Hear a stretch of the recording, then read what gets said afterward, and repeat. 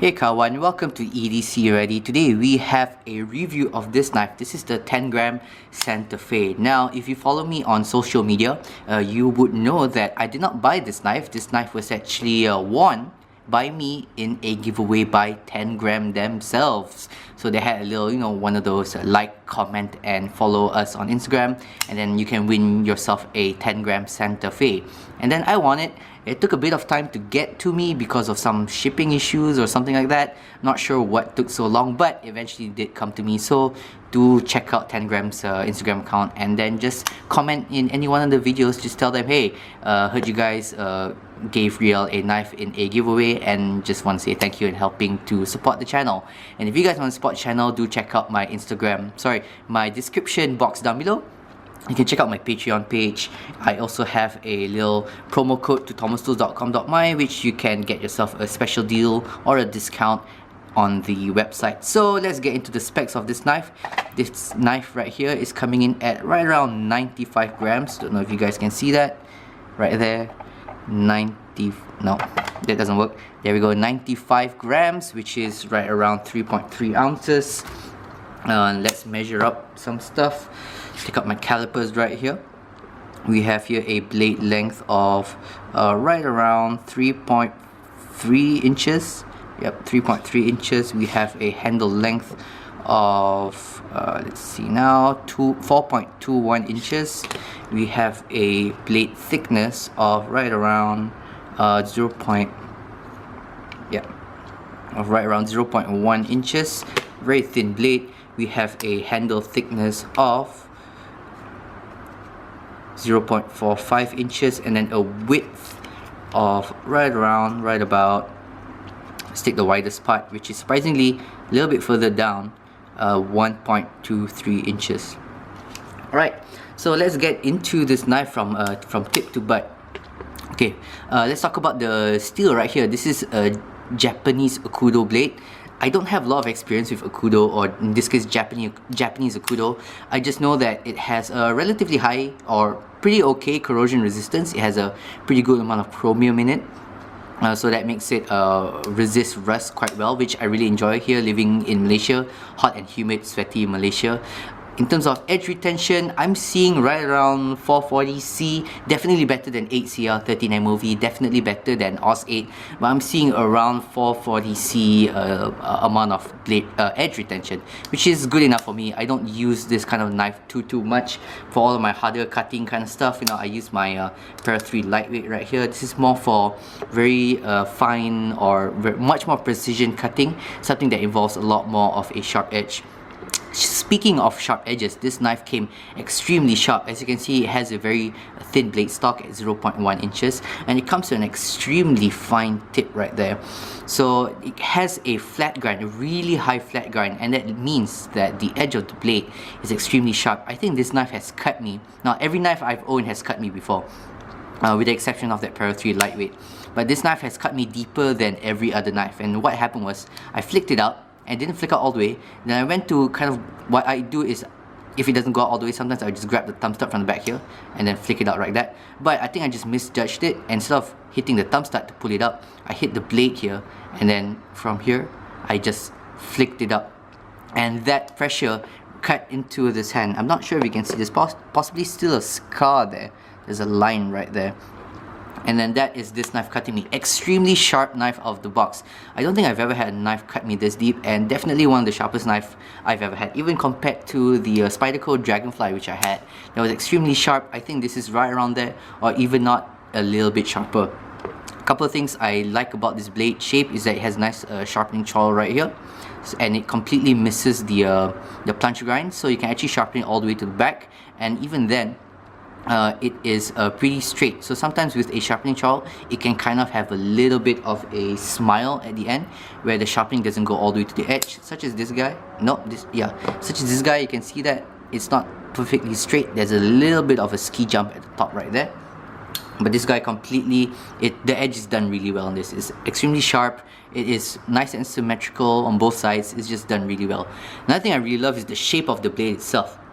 I really enjoy this kind of flatter kind of blade shapes compared to the one that kind of curves up at the top. more of a drop point. Nothing wrong with that. I think drop point blades are great for any kind of rolling kind of cuts that you need to do, but this kind of like shallow belly kind of blade, so you have some straight here, very shallow belly, and a nice pointy tip right here, great for this kind of cut which I do. So my cuts is, I don't do a lot of rocking kind of cuts or slices. I do a lot of penetrating, okay, I do a lot of penetration, and I do a lot of pulling kind of cuts or push cutting kind of cuts. So to have something that doesn't require me to angle all the way down to get this tip into a box, this is what I really like, compared to a knife that has more of a drop point, which means I have to tilt it down even more because the tip of the blade will be up here, like that. Then I have to tilt it down even more and pull. This, I don't need to do that as much. Really like that. Next to that, let's talk about the thumb studs. Thumb studs are quite good. Sometimes you get these kind of like pointy thumb studs, like Chris Reeve for example, okay, and then you get those kind of pointy thumb studs and they kind of hurt your thumb after some time, especially if not used to it. I've eventually gotten used to those studs. I don't have a Chris Reeves, but I have a Gonzo which has a bit of a pointy, rounded but still pointy kind of thumb stud. This is very nice. Flat at the top, we have some jimping at the sides of the thumb stud right there.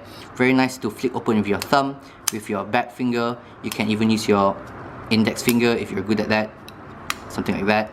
You can even use your, nope, can't use my ring finger, but I mean, yeah, you get the point. Really nicely well done thumb studs. Another thing I really like about this blade is that you have some nice jimping up top here. They're not really rough, okay, it's just enough to add a little bit of texture, but not as good of a jimping as, let's say, like your Spyderco. Your Spyderco has some very nice, good traction kind of jimping, which this guy doesn't really have, although it does have nice little texture up here. Now the top right here is nice and rounded, so it's not sharp up here. Some knives can be really sharp up here, and this is just nice and rounded, and even the little hump right here is really nice. Alright, moving back, let's move to the pivot right here.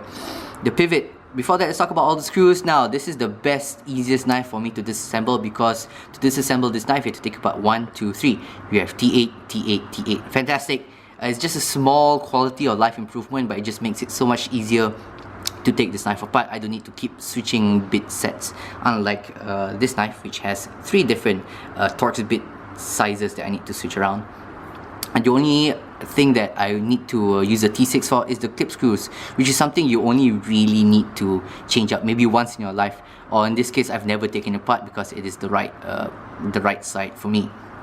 Pivot right here is running on bronze washers. So okay, let me clarify. It's running on each side. You have 2 bronze washers sandwiched with some Teflon in the middle, like that, and it is like that on both sides. Now that happens with cheaper knives because they can't get bronze washers that are of the correct thickness for both sides, so they supplement it with a little bit of Teflon in the middle. And but the action is still really good. The smoothness, this is my only knife that has bronze washers on both sides, okay, and it's extremely smooth. It's almost like this glassy kind of smooth. If you take some kind of some really smooth surface like glass and you add some soil or you add some oil or some glue in between, and you kind of rub it against each other, you get that kind of glassy smoothness. Every other knife I have, I have some bearing knives as well and those are drop shutty. This is not really drop shutty because it's on washers, but it leads to a different kind of smoothness. It leads to this very nice and satisfying smoothness. Now, if you disengage the lock and then you flick it down hard enough, it is going to drop. Let me try that again. Take it down hard enough, it's going to drop because of how smooth it is, but I know, I just really like it. It is not drop shutty. It's not going to drop like this guy right here. This guy just drops. It is not going to be as rolling smooth as something with bearings like I have here, okay? But that smoothness is just something I've never experienced before because I've never had bronze washers on both sides, so I really like that. Okay, moving on. Let's talk about the lock bar right here. So you have some scalloping down here which can give you access to your lock bar, okay, but I do wish the lock bar had some jimping up top here, or if not, some internal scalloping, which will make it a little bit easier to push your thumb into. Don't get me wrong, this is still doing really well because it has this scalloping right here.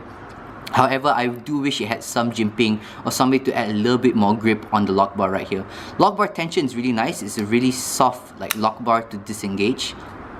Okay, very nice to disengage, but at the same time I just wish it had that little bit of texturing. The lockup right here is right around 30% right here, so a lot of space for it to grow over time. And as you can see here, the lock bar, because it has no lock stick or whatever, it can disengage a little bit. I can't disengage it by hand, but you can definitely spine whack it and it will disengage. So that is kind of a negative of this knife. So this knife right here, I don't use it for any hard use whatsoever. If you don't, because at the end of the day, a lot of the times when you do any kind of cutting, the pressure goes into the stop pin, which is right here. You seldom get any kind of lateral force, and if you do get any kind of lateral force, it is from you maybe cutting to something that's fibrous or tough, and then when you pull it out, then you get the force pushing in that direction. However, you just gotta be aware this knife is not gonna be a hard use knife, because you can disengage the knife just by hitting it on the back. So I mean, that's just something that doesn't hit me so well. Okay, I don't feel like it is particularly dangerous because of the kind of cuts I know that I'm limited to with this knife. So you just gotta use the right tools for the right job. However, something you gotta know, something that kind of disappointed me a little bit. Alright, moving on, we have full steel liners right here with 2 standoffs, so it doesn't have any flex, or even if it does, it's so small that I can't perceive any flex in it. The G10 right here, is this G10 or is it FRN? I think it's G10. Correct me down below if I'm getting this wrong, but I think it's G10. The G10 right here is nice and grippy, but it's not as aggro as, like, say, a Para 3 or PM2 G10 right there. So and extremely comfortable in the hand. You have some nice chamfering on the sides right here, and then on the steel liners on the inside, you have some nice running off on the inside as well. So you don't really have any hot spots in this with this knife, and then you get all these nice, like, edges right here are not sharp as well. So you can really grip this knife and it's going to be very comfortable in the hand for regular day-to-day usage. It's not the most comfortable knife, but it's above average. One thing I really like about this knife is the clip. It has a nice deep carry clip, and again, no hot spots, but it's a true deep carry clip, and by that I mean that there is no clip screw in the path of the clip right here. So this can carry all the way down, even in your thickest pants. As long as your pants are not thicker than the clip itself, it can go down all the way. So I really like that. So let's talk about the conclusions. Before that, do I have anything else I want to talk about? No, that's good. No, it's nice and fidgety, nice and flicky. You do have some spine whacking issues. Super sharp blade, nice blade, amazing blade shape. And yeah, so let's get into the conclusion. So the conclusion is, this is a really good budget knife. This knife is slowly kicking out all my other budget knives. It's kicking out my Ganzos. I have 2 Ganzos, and it's slowly kicking those out. It has an amazing blade shape, nice and thin blade stock, and that means that with a very high flat grind, it comes to a nice sharp edge right here. And then the blade shape is fantastic for any kind of cuts, any kind of utility cuts. There's a reason why utility blades tend to have a flatter portion compared to a belly, because it's just great for utility cutting up boxes, arts and craft, that kind of stuff. Okay, it has super smooth action thanks to those bronze washers. I personally do wish those washers were full bronze instead of half bronze, instead of bronze sandwich with Teflon, but that's because they can't get the right tolerances for this kind of budget. It still works really well and easy enough to put back together, and especially with a little bit of lube, my god, this is a smooth knife. Easy to lock up and easy to disengage, but again, it does fail the spine whack test. Okay, you can't really manipulate it by hand, but if you just whack it, it will disengage. So be forewarned, this is not going to be for any kind of hard use whatsoever. I carry this around for light use kind of days. I like the steel, better than 8CR13 MOV, right around 440C. And if you like sharpening, it's going to be easy to sharpen, but it's quite corrosion resistant as far as budget steel goes. And it has a wonderful deep carry pocket clip with some good ergos, such as all this chamfering and rounding off on the outside. So for the kind of person, if you love a good simple utility blade, this is going to be a good simple utility pocket knife for you. If you want something harder use, then this is not really going to be the knife for you, and you should check out other knives. Do check out what I think is a good knife. Is all the Ontario Rat number 2 and number 1 series. That's another great budget knife option. It has a more tougher, harder use steel, and from what I can see, it doesn't have all the lockup issues, but what really stars in this knife is the blade. This blade shape here is just really amazing. Alright guys, that's it. I hope you guys enjoyed this video, and as always, stay ready.